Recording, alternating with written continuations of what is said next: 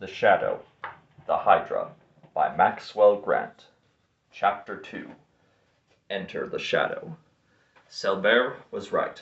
The light switch on the study wall was connected to the tremendous fuel tank supplying the furnace of the great mansion. A big furnace, like Glencoe's, took a lot of oil, a liquid that could explode with wrecking power when pepped up with high-test stuff, as Glencoe's fuel happened to be. Teeth of the Hydra had seen to that, along with other important details. In fact, the full preparations for this tremendous crime hadn't more than begun to show themselves. The explosion from the cellar merely primed the Holocaust to come. Glencoe's mansion was built of stone, its walls as thick as bastions. If it hadn't been of such strong construction, Mance and his Hydra helpers wouldn't have risked a heavy explosion while they were still in the place. Thus, though the building shuddered, it did not cave in. However, floors heaved when timbers buckled, partitions split asunder, while cracked ceilings delivered deluges of plaster. Every light in this house was extinguished, but darkness did not take over. Up through rifts in the floor, writhing in from broken partitions, came great licks of livid flame like the tongues of gargantuan gas jets. Guests shrieked at sight of the searing fire, which should have subsided, but didn't. It wasn't just oil that fed the flames. Those hungry tongues found much to gobble. In one reception room, a whole stretch of paneling spurted into blaze. Recently varnished by one of Glencoe's servants, the woodwork had been treated with pure collodion, which ignited like a mammoth sheet of celluloid. As guests fled to another reception room, the conflagration pursued them. They fled from its hellish mists through the only remaining route, a wide doorway to Glencoe's great front hall. There the fugitives found that a mass of flame had cut off all exit except through the front door and a few adjacent windows. They saw a grand staircase transformed into a huge torch, the reason being that combustibles had been stored in a closet beneath it. Most of the fugitives didn't worry over it. With door and windows available, they took those routes to safety. Some, however, remained to battle the Holocaust. What happened to those few was tragic. Two guests grabbed buckets of sand that they happened to see in a vestibule. Sand buckets had been ordered months ago by Glencoe as a precaution against air raids, and sand could prove a big help in ease of fire. This sand was a big help to the fire. As each man chucked a load of sand into the flames, by the staircase there was a brilliant puff like a bursting skyrocket. That sand was stuff of which fireworks were composed. It obliterated itself and the hapless men with it, at the same time spreading the flame to new portions of the hall. Similar was the experience of loyal servants who tried to use fire extinguishers on the flames. The extinguishers were loaded with explosive mixtures that blasted the moment that they sprayed. Other victims vanished with the fiery torrent that was now engulfing the great mansion with volcanic fury.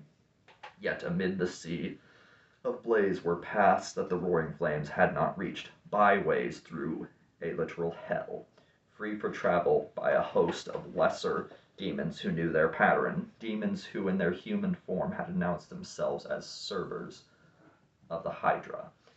From the door of Glencoe's study, Willard Mance, head number 4, was shouting orders to those workers between the cracks of the flames, while behind him stood Selbert, top man of the teeth.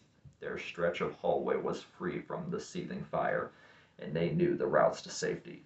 For along those routes Mance's workers were carrying the most valued of Glencoe's treasures. Folios, violins, the great Borgian harp were coming through the rear gap of the music room.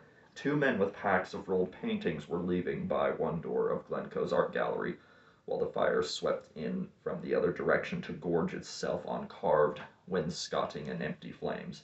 The best of Glencoe's antiques were being removed bodily, the rest remaining as added fuel for the mighty fire, while from the second floor servants laden with the finest curios were coming down a rear stairway, which the flames hadn't quite surrounded.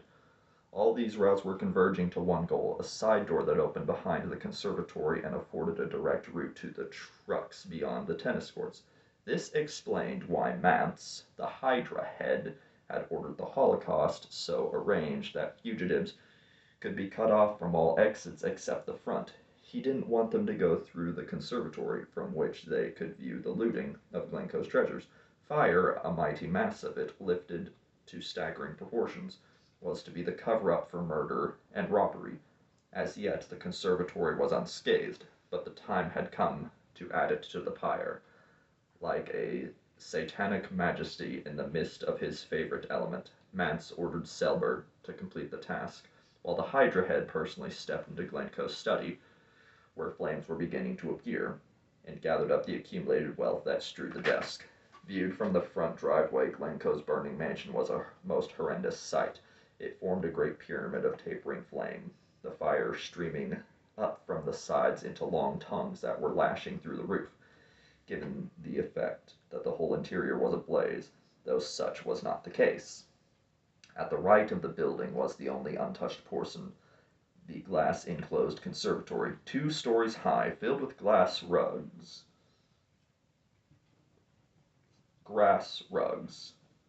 and wall hangings, wicker furniture, and potted plants. The exterior adorned with pillars of dry, clinging vines. The lurid glare revealed a garage to the right of the house.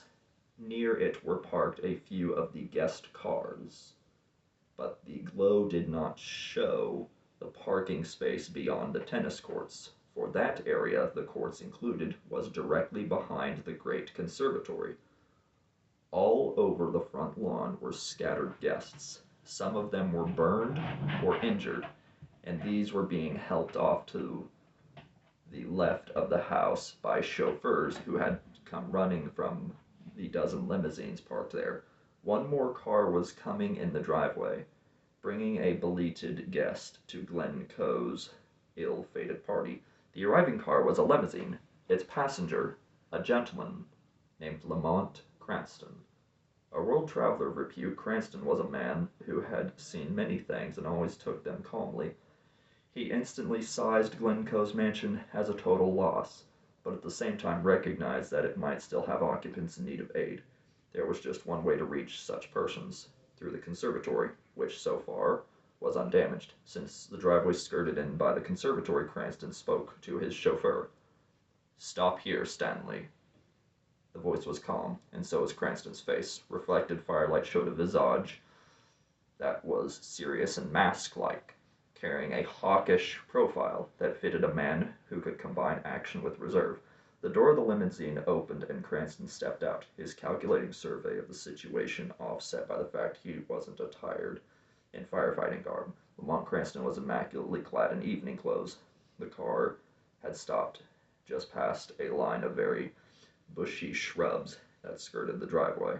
It was only a few dozen yards to the conservatory, but the windows there were fairly high above the ground. While Cranston was taking a quick look for something that resembled a door, only to see none, an odd thing happened at the corner windows of the enclosure. A man arrived within those windows and began to hammer frantically against the panes. The fellow was Selber, and Cranston recognized the secretary from a previous trip to Glencoe's. Apparently Selber was trapped, and if so, he wasn't using his head about it. All he had to do was yank a window open and jump out.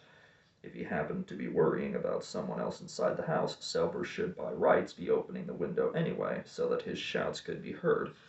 At least someone did see Selber's actions. A stocky chauffeur was hurrying over from a car parked near the garage. Why that chauffeur should be staying there while all others were on the front lawn helping the guests was only a short-lived mystery. As he reached the corner wall, the chauffeur stooped and grabbed up the nozzle of the big hose. In heroic style, he smashed the corner window with the nozzle. Then came a shout from Selber, words which Cranston could hear beside his car, though he was the only person close enough to catch the call that Selber addressed to the stocky chauffeur. "Turn it on, Kurthel." ordered Silver. "Make it quick! I'm going back through." With that, Silver turned about and picked a path through the flame-boarded doorway that led from the conservatory into the mansion. At the same time, Kurthel beckoned, and a pair of servants sprang into sight from the outer corner of the conservatory. Kurthel handed them the nozzle, while he dived to a water spigot where the hose was already attached. In through the conservatory window went a long stream that reached the outward lashing flames. Instead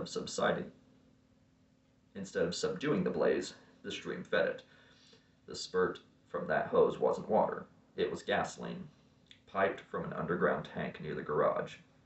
It seemed that half the fire in the mansion came out to engulf the conservatory, now fuel for the Holocaust, delivered by design. The servants knew that it was coming, for they fled around the house, leaving the hose thrust through the broken window to continue its devastating work.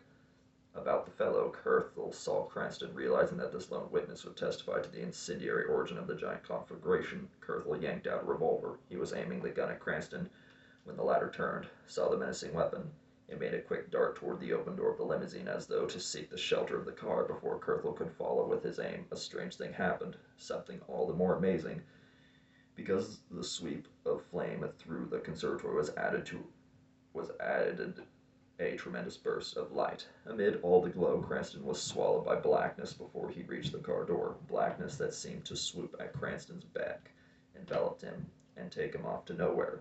As blackness whirled, the door of the limousine slammed, and the inky mass remained outside the car, living blackness of human size that issued a weird, challenging laugh, which Kurthel knew was not meant alone for him, but for the Hydra, for that blotting shape had turned itself into a cloaked figure, whose eyes, beneath the brim of a slouch hat, caught the glow from the fire-swept mansion and transformed it into a burning gaze that promised ill to crime.